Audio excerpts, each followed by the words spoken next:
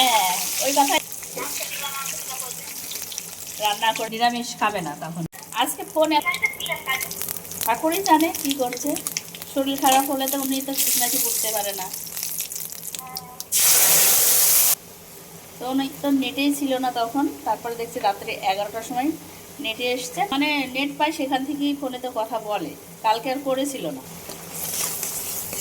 দিন করে দিচ্ছি। তো যাই হোক, মেয়ের সঙ্গে ফোনে কথা বলছিলাম, সেই কারণে বলা হয়নি।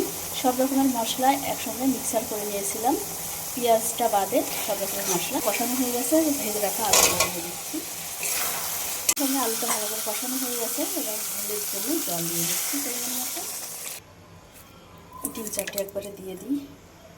এই তরকারিটা হচ্ছে ছেলের জন্য, আর মাছের তরকারি আমার জন্য হয়েছে। যেহেতু আজকে একাদশী আছে, আমার তো আজকে খাওয়া নেই, ছেলেই খাবে। তো আমার ডিমের তরকারিটা হয়ে গেছে, নামিয়ে নেব।